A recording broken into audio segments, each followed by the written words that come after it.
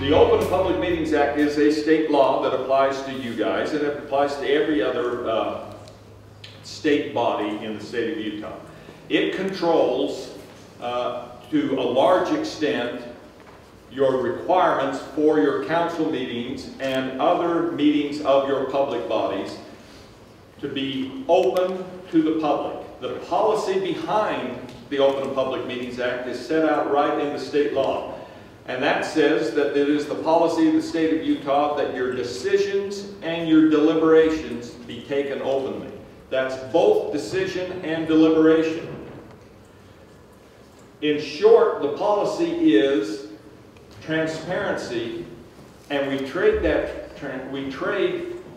efficiency to get that transparency.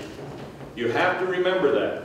There are easier ways to get things done and quicker ways and more efficient ways, but we've given up those ways in favor of transparency under the Open Public Meetings Act. What the Open Public Meetings Act requires is this. If you are a public body, which is defined in the Act, public body is any body that is 2 or more persons, that is created by ordinance, constitution, resolution, statute, that is supported by public funds, that has the power to do public things, advisory or final things, is a public body. So your city councils and town councils are public bodies. If a public body is convened in a meeting, it must be an open and public meeting. Convening is defined as a calling together of the public body by the person authorized to call the meeting to do the public's purposes. Meetings are not social occasions or chance get-togethers. But if it's not a social occasion and a chance get-together and your public body has been convened with a quorum, then it will probably be deemed a meeting. Quorum is 3 council members, mayor and 2 in the 5-member, 4 council members in your 7-member council, mayor and 2 in your council members in your 6-member council forms of government is not a quorum. 3 council members getting together to discuss things is a quorum, even if the mayor's not there. Okay. If you are convened in a meeting, then it must be in compliance with the Utah Open and Public Meetings Act. There's no excuse for not complying. It's easy to comply. It's a minimal kind of standard. In order to be an open and public meeting, it has to have the proper notice. Notice means that a call of the meeting, agenda, notice of the meeting, whatever you want, has been created that gives the date, time, and place of the meeting. It has the agenda for the meeting with items listed with sufficient specificity that people can read and understand and know what you're going to discuss. And that is posted at least 24 hours in advance on the state public meeting website that's easy to access, easy to get in. Posted at least 24 hours in advance at the place of the meeting and any other place you want to put it. Sent to your news media representatives. You don't have to pay to advertise it. The idea is you're inviting the press. You're noticing the public. That's the minimum requirement. It's easy to comply. And then the next requirement is that your doors be open and the public be invited in to watch you meet. There's no requirement in the law, in the Open Public Meetings Act, about the minimum public participation. That's not the law that requires or doesn't require public hearings. It's the law that requires that they be notified and that they get to watch you decide and deliberate. Yes? So in South Jordan City, we decided we want to get some exercise as a council. We get together to play basketball once a week in the mornings. Do we need to notice that? Not if it's not convened for your purpose and not if it's a purely social occasion. Okay, because we've been noticing that. So we don't, well, that's because South Jordan, they go to play basketball and they've long learned that they deliberate there. And they've been accused of deciding there. And that's an excellent example. You will know if you're cheating. Only you might know if you're cheating. But if you're getting together on a regular social occasion and it suddenly becomes a place to discuss local politics, to deliberate, decide, you are cheating. If you're getting together and just playing basketball, it's not a meeting. But I know how politics are in South Jordan lately, and that's not basketball they're playing. That's pretty clear as far as the meeting. What about things like email? So if there's an issue that Okay, comes up or talk about emailing that. We will talk about that in a minute on the electronic communications email. But first, make sure you understand, all public bodies are required to comply. That means planning commissions. That means any group that you create by ordinance or resolution that is funded with your money that has some kind of power. So if you create a town days committee, it might be a public body that has to comply. A cemetery commission, it might be a public body that has to comply. A animal control advisory committee, if you create it formally and give it power, it may have to comply. The rodeo committee, public body, may have to comply. What about a youth city council? Youth city council is not a public body. They don't get to make any decisions. Yes?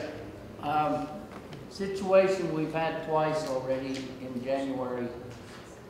If you table a motion, in most deliberative bodies, you take it off anytime you want with 3 votes in a quorum, majority. But if we've tabled, the next meeting we want to take it off, what notices now do we have to give since it's not a definite time? Okay, I don't know what your rules are on tabling that parliamentary procedure. I do know this.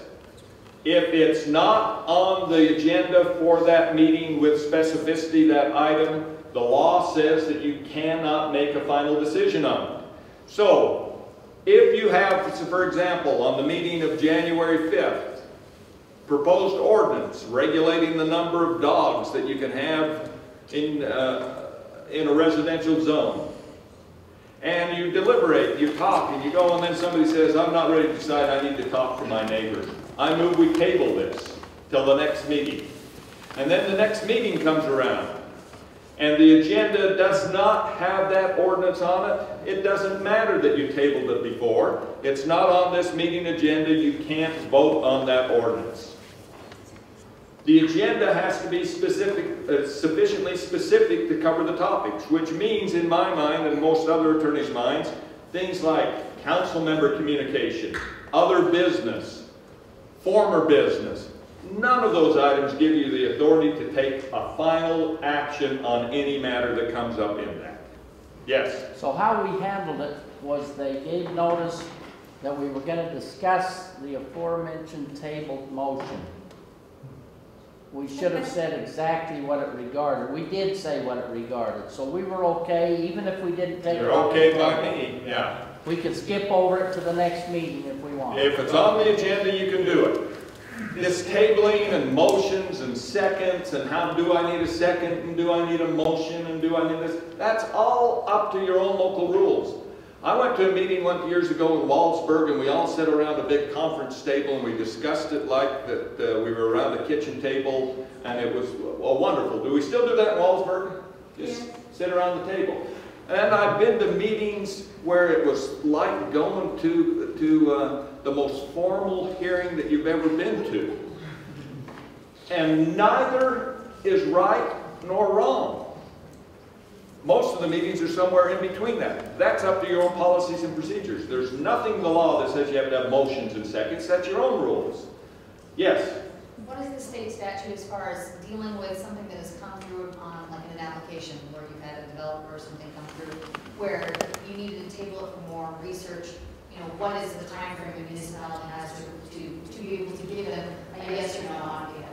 Now, she's asked a very specific question about what's the time frame of the state statute on applications, and that's a very specific area of the law. There's in the State Land Use Development and Management Act, there is a section that says after an application is in and there's been a reasonable time to consider it, the developer can say, I've waited long enough, you got 45 days.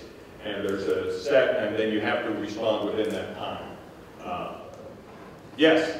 I just have a question. We do like on-site meetings for building and whatnot, and so we invite the council members and the planning commission, and like building inspector, everybody to be there. Yes. Excellent question. What city or town are you from? Yeah.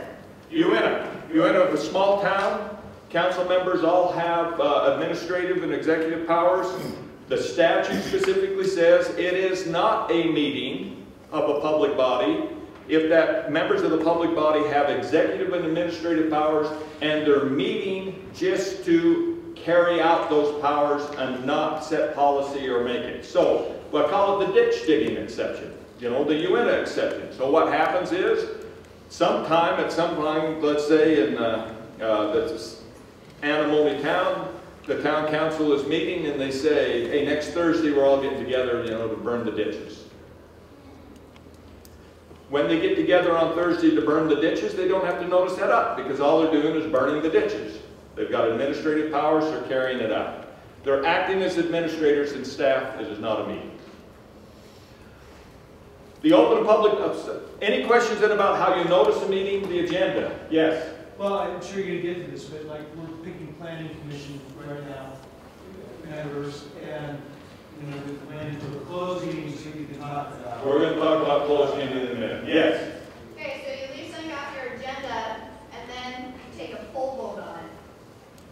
Tell me about poll voting. I don't know what you mean by poll vote. You send out your agenda and then what happens? Okay, so we had a council meeting, so I left out the agenda, so then the next day, the mayor just called all the city council members and take a poll vote. Wants to find it, it depends on what it is, but generally, no, that won't be effective. It won't decide it. You're going to put it on the next agenda and you're going to do it. If it's not on the agenda, you can't take final action and make it work. Now, there is a provision for emergency meetings. Emergency means the fire is burning, the flood is raging. It doesn't mean Dorinda forgot to put it on the agenda. She was nodding her head, so I said that. She's a wonderful clerk in UNO. Let me just say, in the smaller cities and towns, these clerks are the city managers, the city administrators. They might be called clerks and recorders. They're running it. When I want to find out what's going on in UNO, I call Dorinda. I mean, she ought to be given the title and paid more money, but hasn't been necessary so far. Yes? So, Mr. Church, Mayor had a question about, we don't have to pay the publisher about our agenda. I don't know what to say. But public hearings. Public hearing is a different thing. Excellent question. Now we've talked about what a public meeting is. There are times in the law where you are required to hold a public hearing. Public hearing means that the public gets to speak on the subject matter. The law that requires the public hearing will indicate to you whether or not you have to do advertising for it, how long you have to advertise, to whom you have to send the advertising. Those are all set out in different sections of the statute. That's not covered by the Open Public Meetings Act. What the Open Public Meetings Act does cover is that your meeting has to be open to the public. A portion of that meeting, because of some other law, might have to be a public hearing. Now, if it's a public hearing, you're required to allow the public to speak and participate on that issue. If it's a public meeting, the level of public participation will be up to your rules and procedures. It can be as free-flowing as you want. You can let them interrupt you. You can let them participate like it was a New England town meeting. Or it can be as controlled and restricted as you want. You can make it like the state legislature where they're sitting in the gallery watching you debate. That's completely up to you. But where it's required to be a public hearing, then the idea is that they speak, you listen. Yes? You have to let them speak for as long as they want. You will establish the rules. His question is, do you have to let them speak for as long as they want? The answer to that is only if you're an idiot. Which I know you're not. You will establish rules for your public hearing. It just has to be reasonable and timed. Now, what the Open Meetings Law does say, though, is this. It controls what goes in your minutes. It has minimum minute stuff. The Open Meetings Law says that if the chair invites somebody to speak who's a member of the public, that the minutes will contain the substance of what that person says and their name. The minutes have to also contain the substance of what council members say on any issue, and the minutes have to contain by name the vote on every issue. So sometimes you are required to do a roll call, sometimes you're doing voice votes, sometimes you're doing everybody nod of the head. But if you're doing a vote, your minute taker is going to include in the minutes the actual vote by name, no matter how you take that vote. The Open Meetings Act requires that your minutes be made available to the public within a reasonable time, and then they tell you what a reasonable time is. If you are a city or town council, you must have your draft minutes available within 30 days from the close of the meeting, and you must have your final minutes available and posted on the state website within 3 days from when they're approved as final minutes. So it doesn't matter that it's hard to get minutes typed up and presented in 30 days. You've got to do it now. And as soon as there are draft minutes available to the council to review, they must be available for the public to have draft minutes as well. All of your meetings have to be recorded, with a limited exception for portions of your closed meetings. Those recordings have to be available to the public within 3 days from the close of the meeting. Now, we had a question from Heber City over here. Yes, absent anything in the rules, though, the mayor then would decide who speaks and how long and everything else. Exactly. If you don't have rules, chairs are powerful positions. Chairing the meeting gives you power to run the meeting. And if you don't have a rule that limits your chair or describes for your chair, the chair is going to run it. Yes? Is there anything that says how long you have to keep the recordings?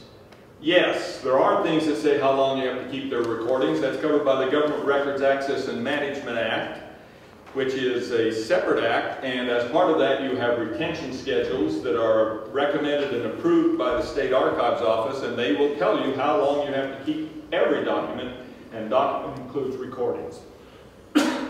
Yes? So we have a lot of facilities that rent out and stuff like that, arenas, barns, stuff like that. If you're going to change some procedures and how to do that and everything, is that something that you've done in a working meeting, or is that something that's done in a... Excellent question. He says, can you do some of those things in a work meeting? It does not matter what you call your meeting. A meeting is a meeting. You can work meetings, regular meetings, special meetings. All your meetings are covered by the same Open and Public Meetings Act. If your rules allow decisions to be made at the work meeting, then you can make them. If your rules say that work meeting means that we're only discussing and not deciding, then you can't. But that would be your rules. What you name your meeting isn't the determinative thing. The determinative thing is it a meeting of a public body? It's got to be on the agenda. You've got to decide. So if you've got in your work meeting that you're going to make policies on renting out the arena, you better have that on the agenda, adoption of policies on arena, for your work meeting. It should just say work meeting. Okay, but we don't have to get more specific than that. That's pretty specific. That's pretty specific. Adopt new policies on renting out the arena. I know what that was. Wait till you fight with the barrel racers and The barrel racers are using the Oakley Arena too much. It's a big controversy in Oakley, I know that. And you guys are laughing, but man, by the way, I once went to a meeting, and the agenda item on the meeting was whether or not they had HBO or Showtime on the community cable TV. Because back then, Levan Town ran the cable TV, the only way they got cable. They had the things, you can drive through Levan, you still see those old satellite dishes. That's the kind of thing that towns and cities can do. If you wanted TV in rural Utah years ago, that repeater that was up on the mountain was paid for by the city and town, and they actually had a TV feed. That's the kind of things that cities and towns have done. So yes, barrel racing in the Oakley, how many hours you give it in there is a huge issue. It's a huge issue, by the way, in Canaryville. The ropers and the barrel racers, all at the same time. All right, executive sessions. All of your meetings start as an open and public meeting. Every one of them.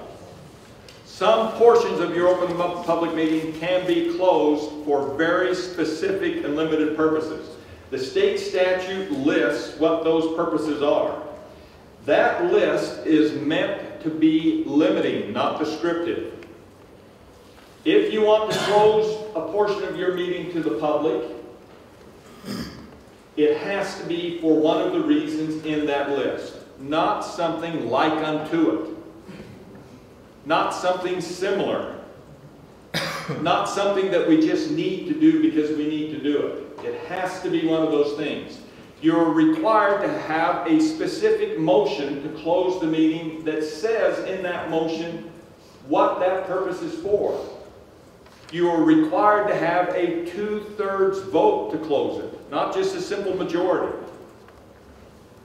If it's one of those appropriate purposes, if you have the right motion, if you have the right vote by roll call vote, then you can invite the public out. You can change the recording and start a new recording for that meeting, which will be treated differently than a different recording. You can suspend the minutes of the public meeting and have some limited minutes that describe the public meeting, but it has to be for only these purposes. They are, you can close a meeting to discuss the character, competence, professional or physical or mental health of an individual. That's not a meeting to talk about personnel issues. I see that all the time. We're going to close a meeting to talk about personnel issues. No, you're going to close a meeting to talk about a person. You're not going to close the meeting to talk about should we give the employees a 3% raise this year. You would close the meeting to talk about, does David Church deserve a 3% raise this year? You can see the difference. You can close a meeting to talk about strategy on collective bargaining. I think the only group in this room that bargains with their employees is probably Salt Lake City, so it won't be an issue. I don't think Drake or Sandy bargains with their people and that, so won't come up unless your employees want to organize and bargain with you as a group. You can close a meeting to talk about strategy on pending or reasonably imminent litigation. That does not mean that this is a hard issue that we might get sued on. All of them are hard issues that you might get sued on. It means you've been sued, or you at least know the lawyer, the plaintiff, and the issue of an imminent suit. It's not just general, this could result in a lawsuit. It is strategy on a specific piece of litigation. Yes? Okay, so how many, we had a situation where it was like, if you had a resident represent to you, I intend to sue you, would that be a significant burden, like that needs to? No. Everybody intends to sue you. Just because some voice it out loud doesn't mean that you get to close the meeting to talk about it. Now, if your lawyer says, by the way, this is a matter of litigation, it's going to be, I need to meet with you and discuss this with you. That's strategy. You're meeting with your lawyer. That's attorney-client privilege. But if some council member says, man, we got to talk about this in private, we might get sued. The question is, might get, is it the same as imminent litigation? Remember, the policy is transparency, not efficiency. If you want to be in this business, you've got to be willing to make decisions in public, deliberate in public, make tough decisions in front of people. To me, it's like going to people who want to go to the beach and wear a muumuu. Don't. If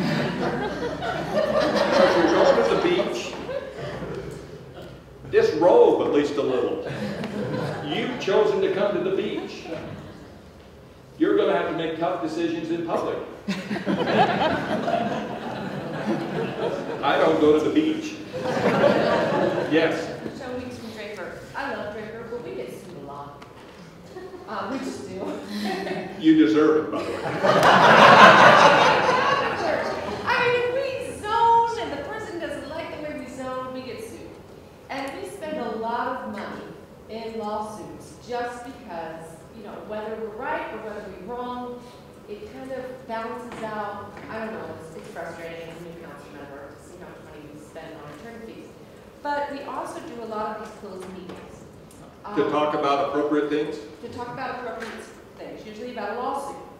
But the community on the outside sees that the council is always doing public meetings after every city council, and they're starting to distrust us a little bit. Is there too many public? Yes, too many closed meetings. But we do it like every other week. Well, then don't go. That's the other thing. If you're on a council and you're called to a closed meeting and you think it's inappropriate, cut it off, leave. It's your responsibility. If you go beyond the appropriate thing in the meeting, don't participate in it, cut it off. You can close the meeting to talk about strategy on the purchase, exchange, sale of property when it's necessary to hold a closed meeting to talk about things like appraisals, how to get the best price, strategy on what you offer. You can't close the meeting to talk about should we buy the road, should we condemn the property. You talk about how we get the best price. The public policy decision is done in public. The strategy on how to get the best price if you're selling or how to pay the least amount of money if you're buying can be discussed in private. You can close a meeting to talk about the deployment of security devices. That used to be very uncommon, by the way. It's very common now. Everybody's got a code to the front door, and they're handing them out. Everybody's got a PIN number to something. So you can close a meeting to hand those out. And you can close a meeting to talk about the investigation proceeding regarding criminal conduct. The rest of the list isn't going to apply to you guys. It's all state things. That's basically it. If you're not on that list, you can't close a meeting to do it. Yes? 2 questions. The first one being on the closed meetings, is there a time where a city attorney would ask you to sign a paper regarding that? And if they do you have to sign that? Excellent question on that. I know what the paper is the city attorney is talking about and signing. As I mentioned, every meeting is recorded, including these closed meetings. The recording of the closed meetings is a protected document that is kept. The purpose of having it is so that if someone challenges you on the meeting, a district court judge is going to listen to that recording, and if you've said something inappropriate in the recording, the district court judge is going to make it all public. The exception to that recording is this. If you are holding your meeting to talk about a person's character, competence, mental or physical health, or the deployment of security devices, you can get rid of the recording, but the chair of the meeting has to sign an affidavit saying, I swear the only thing we talked about in this meeting are those 2 things. And that's the paper your attorney probably was offering, is that. Now, the rationale behind that is simple. People have long since learned that if you're actually talking about a person's character or competence, the presence of a recording device inhibits frank discussion because that's going to be listened to, is the fear. Someone's going to hear it. And why would you have a recording that had the deployment of security devices? But your question is, if you don't want to sign, don't sign. They can't force you to sign anything you don't want to. What would be the ramifications for not signing? Well, someone's going to say you inappropriately held that closed meeting, and they might slap you around a little. Okay, the second question being, you talked about somebody getting a raise for a closed door meeting. So, for example, if they were wanting to appoint somebody to a position and there was discussion to be held about that, would that be appropriate then for a closed door meeting? Excellent question he asked. Could we close a meeting to talk about somebody in an appointment for a position? The answer to that is, depends on the position. You cannot, in a closed door meeting, make a decision on the appointment of a person or discuss the appointment of a person to an elective office, a vacancy in an elective office. Any other one you could. So let's say mayor quits, Alpine City, this is going on now, mayor quits, councils take applications, they get to appoint for the remainder of his term. They've got 7 applications.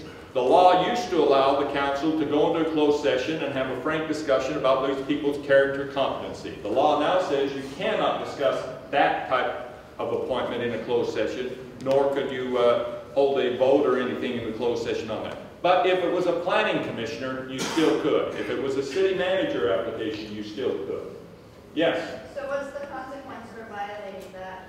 You could go to law. You could go to jail if it was intentional. Or fine, or you'd have to redo it, but we'll talk about enforcement in a minute. Now, yes?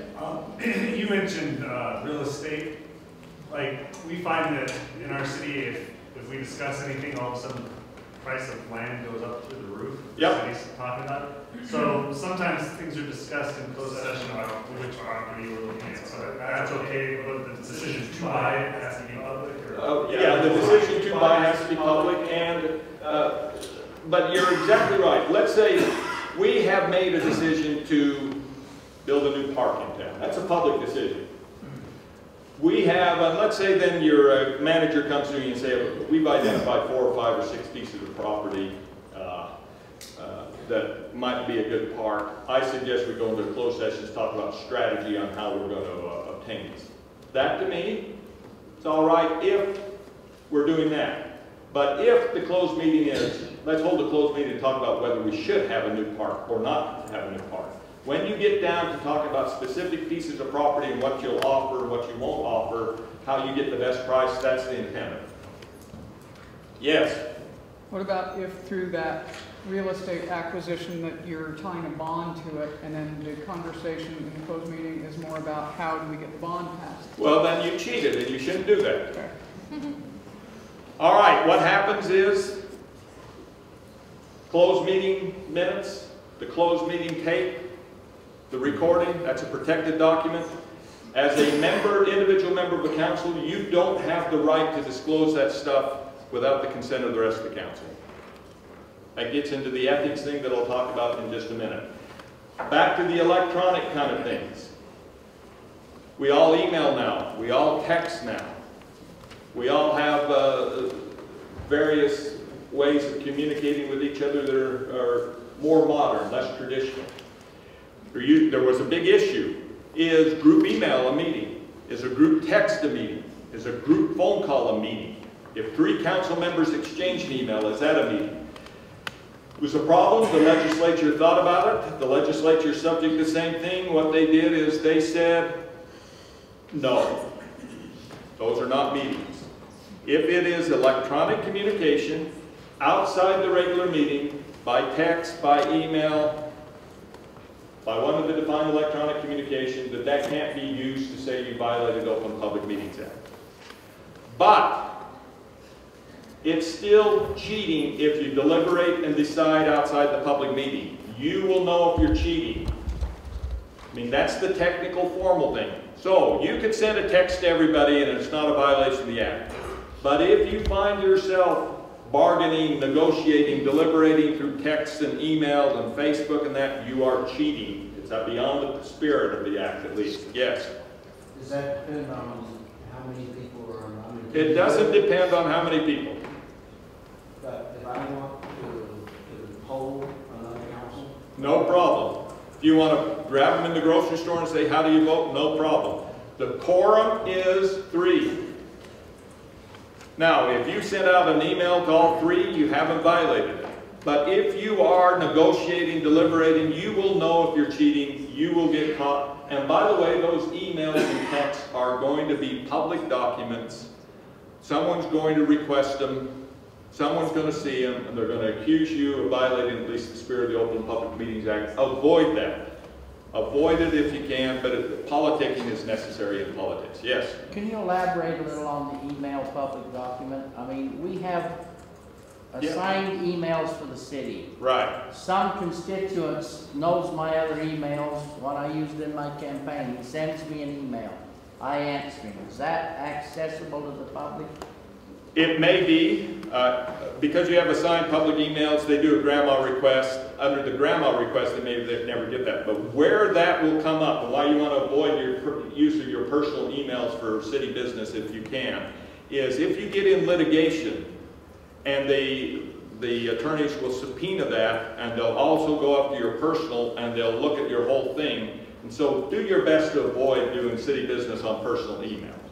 Now, people will send it to you. What you can do have a system where if it's really that kind of thing, I would forward it to the city email server. So if you ever got in litigation on that, they could get all the emails without someone having to paw through your personal stuff. Yes? So if someone sent it to my personal email, I've been told to send it to the city quarter. Is that correct? Yeah. That way I'm covered. That way they've got it and they can get it and you're done. It's a hot issue. Anytime you're in litigation, this electronic discovery is a real mess, and you don't want that to do.